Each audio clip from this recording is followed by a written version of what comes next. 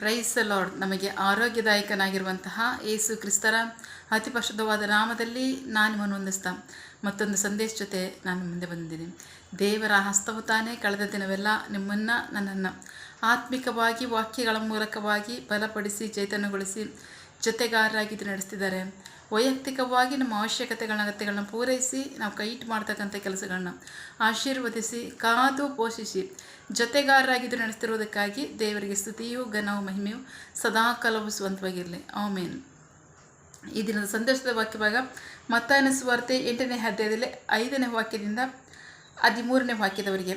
Matthew chapter 8 word 5 to 13. ಯೇಸು ಕಫರ್ನಮಿಗೆ ಪ್ರವೇಶಿಸಿದಾಗ ಒಬ್ಬ ಶತಾಧಿಪತಿಯು ಆತನ ಬಳಿಗೆ ಬಂದು, ಕರ್ತನೇ, ನನ್ನ ಸೇವಕನು ಪಾರ್ಶ್ವವಾಯು ರೋಗದಿಂದ ಘೋರವಾಗಿ ನರಳುತ್ತಾ ಮನೆಯಲ್ಲಿ ಮಲಗಿದ್ದಾನೆ ಎಂದು ಹೇಳಿಕೊಂಡನು. ಯೇಸು ಅವನಿಗೆ, ನಾನು ಬಂದು ಅವನನ್ನು ಸ್ವಸ್ಥ ಮಾಡುತ್ತೇನೆ ಎಂದನು. ಅದಕ್ಕೆ ಶತಾಧಿಪತಿಯು, ಕರ್ತನೇ, ನೀನು ನನ್ನ ಮನೆಯೊಳಗೆ ಬರುವುದಕ್ಕೆ ನಾನು ಯೋಗ್ಯನಲ್ಲ. ಆದರೆ ನೀನು ಒಂದು ಮಾತು ಮಾತ್ರ ಹೇಳು, ಆಗ ನನ್ನ ಸೇವಕನು ಸ್ವಸ್ಥನಾಗುವನು. ಏಕೆಂದರೆ ನಾನು ಸಹ ಅಧಿಕಾರಿಗಳ ಅಧೀನದಲ್ಲಿರುವ ಒಬ್ಬ ಮನುಷ್ಯನಾಗಿದ್ದರೂ ನನ್ನ ಅಧೀನದಲ್ಲಿ ಸೈನಿಕರಿದ್ದಾರೆ. ನಾನು ಒಬ್ಬನಿಗೆ ಹೋಗು ಎಂದರೆ ಹೋಗುತ್ತಾನೆ, ಮತ್ತೊಬ್ಬನಿಗೆ ಬಾ ಎಂದರೆ ಬರುತ್ತಾನೆ, ಮತ್ತು ನನ್ನ ಸೇವಕನಿಗೆ ಇದನ್ನು ಮಾಡು ಎಂದರೆ ಅವನು ಮಾಡುತ್ತಾನೆ ಎಂದು ಹೇಳಿದನು. ಯೇಸು ಇದನ್ನು ಕೇಳಿ ಆಶ್ಚರ್ಯಪಟ್ಟು ತನ್ನ ಹಿಂದೆ ಬರುತ್ತಿದ್ದವರಿಗೆ, ನಾನು ಇಂಥ ದೊಡ್ಡ ನಂಬಿಕೆಯನ್ನು ಇಸ್ರಾಯೇಲ್ ಜನರಲ್ಲಿಯೂ ಕಾಣಲಿಲ್ಲ ಎಂದು ನಿಮಗೆ ನಿಜವಾಗಿ ಹೇಳುತ್ತೇನೆ. ಅನೇಕರು ಪೂರ್ವದಿಂದಲೂ ಪಶ್ಚಿಮದಿಂದಲೂ ಬಂದು ಪರಲೋಕ ರಾಜ್ಯದಲ್ಲಿ ಅಬ್ರಹಾಂ, ಇಸಾಕ್, ಯಾಕೋಬರೊಂದಿಗೆ ಕುಳಿತುಕೊಳ್ಳುವರು. ಆದರೆ ರಾಜ್ಯದ ಮಕ್ಕಳು ಹೊರಗೆ ಕತ್ತಲೆಯಲ್ಲಿ ದಬ್ಬಲ್ಪಡುವರು. ಅಲ್ಲಿ ಗೋಳಾಟವೂ ಹಲ್ಲು ಕಡಿಯೋಣವೂ ಇರುವವು ಎಂದು ನಾನು ನಿಮಗೆ ಹೇಳುತ್ತೇನೆ ಎಂದನು. ದೇವರಿಗೆ ಸ್ತೋತ್ರ. ಆ ನಂತರ ಯೇಸು ಆ ಶತಾಧಿಪತಿಗೆ, ಹೋಗು, ನೀನು ನಂಬಿದಂತೆಯೇ ನಿನಗಾಗಲಿ ಎಂದು ಹೇಳಿದನು. ಅವನ ಸೇವಕನು ಅದೇ ಗಳಿಗೆಯಲ್ಲಿ ಸ್ವಸ್ಥನಾದನು. ದೇವರಿಗೆ ಸ್ತೋತ್ರ. ನಾವು ವಾಕ್ಯಭಾಗ ನೋಡ್ತಾ ಇದ್ದೀವಿ. ಪ್ರೀತಿಯ ಮಕ್ಕಳೇ, ವಾಕ್ಯಭಾಗದಲ್ಲಿ ಒಬ್ಬ ಶತಾಧಿಪತಿ ಅಧಿಕಾರಿ ತನ್ನ ಆಳು ಅಸ್ವಸ್ಥನಾಗಿದ್ದಾನೆ, ಅವನಿಗೆ ಸ್ವಸ್ಥತೆ ಉಂಟಾಗಬೇಕು ಅಂತ ಹೇಳ್ತಾನೆ. ದೇವರಿಗೆ ಸ್ತೋತ್ರ. ಯೇಸು ಕ್ರಿಸ್ತ ಹೇಳ್ತಾರೆ, ಸರಿ, ನಾನು ಬಂದು ನೀನು ಅವನಿಗೆ ವಾಸ್ತಿ ಮಾಡ್ತೀನಿ, ಹೋಗು ನಡಿ. ಆದರೆ ಅವನು ಹೇಳ್ತಾನೆ, ಇಲ್ಲ ಕರ್ತನೆ, ನೀನೊಂದು ಮಾತು ಹೇಳಿದ್ರೆ ಸಾಕು, ಅದು ಗುಣ ಆಗುತ್ತೆ. ದೇವರಿಗೆ ಸ್ತೋತ್ರ. ಯೇಸು ಕ್ರಿಸ್ತರು ಮಾತಿನಲ್ಲೂ ಸ್ವಸ್ಥತೆಯನ್ನು ಕೊಡ್ತಾಯಿದ್ರು, ಸೌಖ್ಯವನ್ನು ಕೊಡ್ತಾಯಿದ್ರು.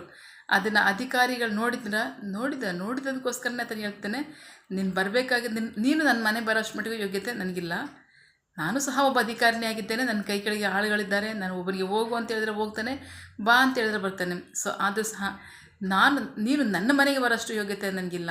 ನೀನು ಒಂದು ಮಾತು ಹೇಳಿದ್ರೆ ಸಾಕು ಕರ್ತನೆ, ಅದು ವಾಸಿ ಆಗುತ್ತೆ ಅಂತ. ದೇವರಿಗೆ ಸ್ತೋತ್ರ. ಯೇಸು ಕ್ರಿಸ್ತರು ಸಹ ಹೇಳ್ತಾರೆ, ಇಂಥ ದೊಡ್ಡ ನಂಬಿಕೆಯನ್ನು ನಾನು ಇಸ್ರಾಯೇಲರು ಸಹ ಕಾಣಲಿಲ್ಲ. ದೇವರಿಗೆ ಸ್ತೋತ್ರ. ಬಹಳ ಪ್ರಮುಖವಾಗಿ ದೇವರು ಸ್ವಸ್ಥತೆಯನ್ನು ಕೊಡ್ತಕ್ಕಂಥದ್ದು, ಸೌಖ್ಯವನ್ನು ಕೊಡ್ತಕ್ಕಂಥದ್ದು ಸಹಜವಾದಿಯಾಗಿದೆ.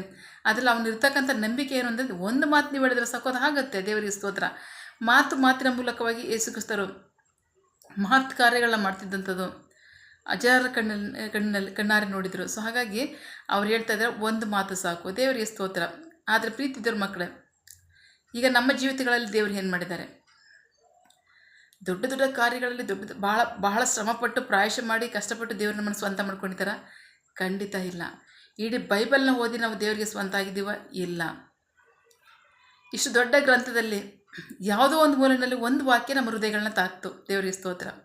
ಅಷ್ಟು ಮಾತ್ರ ಅಲ್ಲ, ಆ ದೇವರ ವಾಕ್ಯ ಆ ವಾಕ್ಯ ನಮ್ಮ ಹೃದಯದಲ್ಲಿ ತಾಕದೆ ಹೊರತು, ಅದನ್ನು ಹೃದಯದಲ್ಲಿ ಕಾರ್ಯ ಮಾಡದೆ ಹೊರತು ನಾವು ಯೇಸುವಿನ ರಕ್ಷಕನಾಗಿ ಸ್ವೀಕರಿಸಿಲ್ಲ. ಅದನ್ನು ಖಚಿತವಾಗಿ ಬೈಬಲ್ ಪ್ರಕಟಪಡಿಸುತ್ತೆ.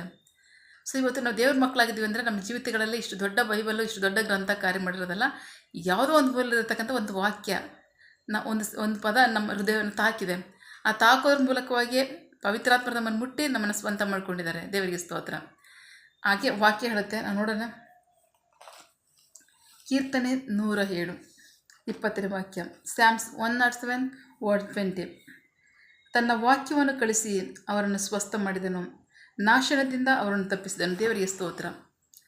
ದೇವರು ತನ್ನ ವಾಕ್ಯದ ಮೂಲಕವಾಗಿ ಒಂದು ಪದ ನಮ್ಮನ್ನು ಸ್ಪರ್ಶ ಮಾಡ್ತೀವಿ. ಯಾವುದೋ ಒಂದು ಪದ ಇಲ್ಲ, ದೇವರ ಒಂದು ಪದದ ಮೂಲಕವೇ ನಮ್ಮ ಸಂಗಡ ಮಾತನಾಡಿದರು. ಮಗನೇ, ಮಗಳೇ, ಅವರಿಷ್ಟನ್ನೇ ಹೇಳಿದ್ರೆ ಸಾಕು, ಇಡೀ ನಮ್ಮ ಜೀವಿತವನ್ನೇ ಬದಲಾಯಿಸಿದೆ. ನಮ್ಮ ಜೀವಿತದಲ್ಲಿ ಹೊಸ ಬದಲಾವಣೆಯನ್ನು ತಂದಿದೆ. ನಮ್ಮ ಜೀವಿತದಲ್ಲಿ ಒಳ್ಳೆ ಮಾರ್ಪಾಡು ಮಾಡಿದೆ. ಅಷ್ಟು ಮಾತ್ರ ಅಲ್ಲ, ನಮ್ಮ ಬದುಕನ್ನೇ ತಲೆ ಕೆಳಕಾಗಿ ಮಾಡಿದೆ. ದೇವರಿಗೆ ಸ್ತೋತ್ರ. ನಾವು ಹಿಂದೆ ಇದ್ದಾಗಿದ್ದೀವ, ಹಿಂದೆ ಎಷ್ಟೋ ಕೆಟ್ಟವರಾಗಿದ್ವಿ, ಕೋಪ ಮಾಡ್ಕೊಳ್ತಿದ್ವಿ, ದ್ವೇಷಿಸ್ತಿದ್ವಿ, ಆಟ ಮಾಡ್ತಿದ್ವಿ, ಸುಳ್ಳು ಹೇಳಿರ್ತೀವಿ, ಸುಳ್ಳು ಹೇಳದೇ ಇರ್ತೀವ, ಹೇಳಿರ್ತೀವಿ, ಕುಟುಂಬದಲ್ಲಾರು ಹೇಳಿರಲ್ವ, ಹೇಳಿರ್ತೀವಿ, ಜಗಳ ಮಾಡಿರಲ್ವೋ, ಬೈದಿರಲ್ವೋ, ಮಾಡಿದ್ವಿ. ಸೊ ಕೆಟ್ಟದನ್ನು, ದೇವ್ರಿಗೆ ಇಷ್ಟ ಇಲ್ದಿರೋದನ್ನ ಆಸೆ ಪಟ್ಟಿಲ್ವ, ಪಟ್ಟಿದ್ದೀವಿ. ದೇವರಿಗೆ ಸ್ತೋತ್ರ.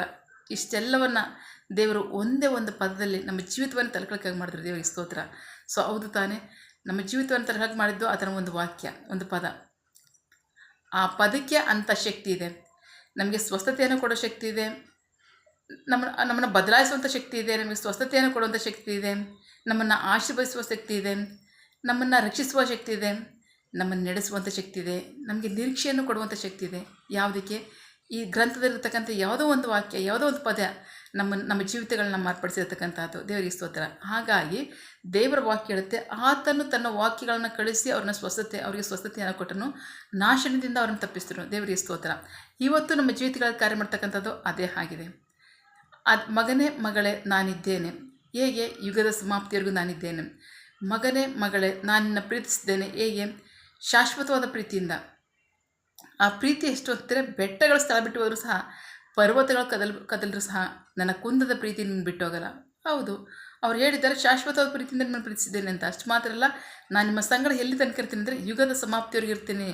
ಈ ಭೂಮಿಯಲ್ಲಿ ನೀವು ಜೀವಿಸುವ ಕಾಲದಲ್ಲಿ ನಾನು ನಿಮ್ಮ ಸಂಗಡ ಇರ್ತೇನೆ. ಯಾವ ಕ್ಷಣವೂ ಸಹ ನಿಮ್ಮನ್ನು ಬಿಟ್ಟು ನಾನು ಆಗಲಲ್ಲ. ದೇವರಿಗೆ ಸ್ತೋತ್ರ. ಹಳೆ ಒಡಂಬಡಿಕೆಯಲ್ಲಿ ದೇವರು ಹೇಳ್ತಾಯಿದ್ರು, ಕ್ಷಣ ಮಾತ್ರವೇ ನಾನು ನಿಮ್ಮನ್ನು ಬಿಟ್ಟಿದ್ದೇನೆ, ಕ್ಷಣ ಮಾತ್ರವೇ ನಾನು ನಿಮ್ಮನ್ನು ಹಗಲದೆ ಅಂತ. ದೇವರಿಗೆ ಸ್ತೋತ್ರ.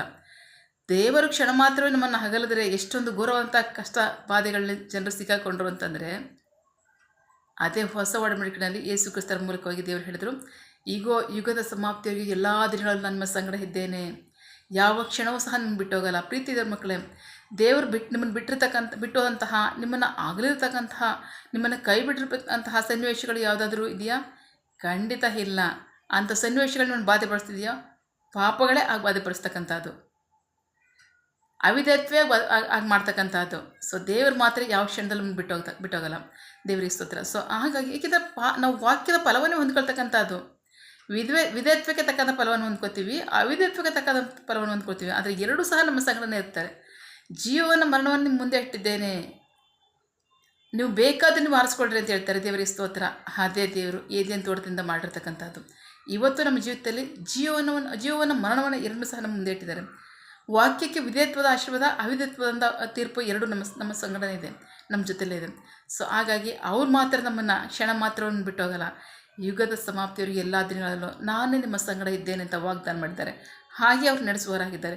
ಪ್ರೀತಿಯ ಮಕ್ಕಳೇ, ಹಾಗಾಗಿ ಆತನ ವಾಕ್ಯಕ್ಕೆ, ಈ ಗ್ರಂಥದ ವಾಕ್ಯಕ್ಕೆ ನಮ್ಮನ್ನು ಸ್ವಸ್ಥಪಡಿಸುವಂತಹ, ನಮ್ಮನ್ನು ಸೌಖ್ಯಗೊಳಿಸುವಂತಹ, ನಮಗೆ ಬಿಡುಗಡೆ ಕೊಡುವಂತಹ, ನಮಗೆ ಆರೋಗ್ಯವನ್ನು ಕೊಡುವಂತಹ, ನಮಗೆ ರಕ್ಷಣೆಯನ್ನು ಕೊಡ್ತಕ್ಕಂಥದ್ದು, ನಮಗೆ ನಂಬಿಕೆಯನ್ನು ಕೊಡ್ತಕ್ಕಂಥದ್ದು, ನಮ್ಮನ್ನು ನಿರೀಕ್ಷೆಯನ್ನು ಉಂಟು ಮಾಡ್ತಕ್ಕಂಥದ್ದು ಸಮಸ್ತ ಶಕ್ತಿ ಈ ವಾಕ್ಯಕ್ಕಿದೆ. ಆಮೇನ್. ಸೊ ಹಾಗಾಗಿ ಒಂದು ಮಾತು ಸಾಕು ನಮ್ಮ ಇಡೀ ಜೀವಿತವನ್ನು ಬದಲಾಯಿಸೋದಕ್ಕೆ. ಕೇಳ್ರಿ, ದೇವರನ್ನ ಹೇಳ್ತು, ಕರ್ತ ನಿಮ್ಮ ಜೀವಿತದಲ್ಲಿ ಕಾರ್ಯ ಮಾಡುವತನಾಗಿದ್ದಾನೆ. ಆಮೇನ್. ಪ್ರಾರ್ಥಿಸಿಕೊಳ್ಳೋಣ. ಸಕಲ ಸೃಷ್ಟಿಕರ್ತನೇ, ಸರ್ವಾಧಿಕಾರಿಯೇ, ಸಾರ್ವಭೌಮನೇ, ಉನ್ನತನೇ, ಮಹೋನ್ನತನೇ, ಮಹಾಪರಿಶುದ್ಧನೇ, ಪ್ರೀತಿ ಸ್ವರೂಪನೇ, ನೀತಿವಂತನೇ, ಅಧಿಪತಿಯೇ, ಸೇನಾಧೀಶ್ವರನೇ, ಇರುವಾತನೇ, ಸರ್ವವ್ಯಾಪಿಯೇ. ಸಪ ಇದನ್ನು ವಾಕ್ಯಗಳ ಮೂಲಕವಾಗಿ ನಮ್ಮ ಸಂಗ್ರಹ ಮಾತಾದಂತಹ ನಿಮ್ಮ ಪ್ರೀತಿಗಾಗಿ, ನಂಬಿಗಸ್ತಿಯಾಗಿ ನಿಮಗೆ ಸ್ತೋತ್ರ. ವಾಕ್ಯ ಭಾಗದಲ್ಲಿ ಎಸಪ್ಪ ನಮ್ಮ ಇಡೀ ಇಡೀ ಮಾನವ ಕುಲದ ಜೀವಿತವನ್ನು, ನಮ್ಮೆಲ್ಲರ ಜೀವಿತವನ್ನು ಬದಲಾಯಿಸ್ತಕ್ಕಂಥದ್ದು ಒಂದೇ ಒಂದಿದೆ, ಅದು ನಿನ್ನ ಮಾತು. ನಿನ್ನ ಒಂದೇ ಒಂದು ಮಾತು ಅಲ್ಲಿ ಕೇಳ್ತಾ ಇದ್ದಾರೆ ಒಬ್ಬ ಅಧಿಕಾರಿ, ಕರ್ತನೇ ನೀನು ಒಂದು ಮಾತು ಹೇಳಿದ್ರೆ ಸಾಕು ಅದು ಸ್ವಸ್ಥವಾಗುತ್ತೆ ಅಂತ ಹೇಳ್ತಾರೆ. ದೇವರೇ ಯೇಸಪ್ಪ, ನಮ್ಮ ಇಡೀ ಜೀವಿತವನ್ನು, ಬದುಕನ್ನು ಬದಲಾಯಿಸಿದ್ದು ಆದಿಯಿಂದಲೂ, ಆದಾಮನಿಂದಲೂ ಯುಗದ ಸಮಾಪ್ತಿವರೆಗೂ ಮನುಷ್ಯರ ಬದುಕನ್ನು ಬದಲಾಯಿಸ್ತಕ್ಕಂಥದ್ದು ನಿನ್ನ ಒಂದೇ ಒಂದು ಮಾತಾಗಿದೆ. ಆ ಒಂದೇ ಒಂದು ಮಾತು ನಮ್ಮ ಬದುಕುಗಳನ್ನ ಬದಲಾಯಿಸಿದೆ. ಅಷ್ಟು ಮಾತ್ರ ಅಲ್ಲ, ನಮ್ಮ ಜೀವಿತಗಳಲ್ಲಿ ನಮಗೆ ರಕ್ಷಣೆಯನ್ನು ಕೊಡೋದಕ್ಕೂ, ಸ್ವಸ್ಥತೆಯನ್ನು ಕೊಡೋದಕ್ಕೂ, ಸೌಖ್ಯವನ್ನು ಕೊಡೋದಕ್ಕೂ, ಆರೋಗ್ಯವನ್ನು, ಅಭಿವೃದ್ಧಿಯನ್ನು, ಆಶೀರ್ವಾದವನ್ನು ಕೊಡೋದಕ್ಕೂ, ನಂಬಿಕೆಯಲ್ಲಿ ನಡೆಸೋದಕ್ಕೂ, ನಿನ್ನಲ್ಲಿ ನಿರೀಕ್ಷೆಯುಳ್ಳವರಾಗಿ ಜೀವಿಸೋದಕ್ಕೂ ನಿನ್ನ ಒಂದೇ ಒಂದು ಮಾತು, ನಿನ್ನ ಒಂದೇ ಒಂದು ವಾಕ್ಯ ನಮ್ಮೆಲ್ಲರ ಜೀವಿತಗಳಲ್ಲಿ ಕಾರ್ಯ ಮಾಡುತ್ತೆ. ಅದಕ್ಕಾಗಿ ಸ್ತೋತ್ರ. ಯೇಸಪ್ಪ, ನಿನ್ನ ಜನರು ಯಾವ ಪರಿಸ್ಥಿತಿಯಲ್ಲಿದ್ದಾರೆ ನೀವು ನೋಡಿದ್ದೀರಾ, ಅವರು ಯಾವ ನಿರೀಕ್ಷೆಯಲ್ಲಿದ್ದಾರೆ ನಿಮಗೆ ಗೊತ್ತಿದೆ. ಅವರು ಎಲ್ಲರ ಹೃದಯದ ಕಾರ್ಯಗಳನ್ನು ಹೊರತಿರ್ತಕ್ಕಂಥವರು. ಹಾಗಾಗಿ ಸ್ವಾಮಿ, ನಿನ್ನ ಜನರು ಹೇಳ್ಕೊಳಕ್ಕಾಗದೇ ಇರ್ತಕ್ಕಂತಹ ಪರಿಸ್ಥಿತಿಯಲ್ಲಿ ಯಾವುದರಲ್ಲಿದ್ದಾರೆ ಎಲ್ಲವನ್ನು ಹೊರತಿದ್ದೀರಾ.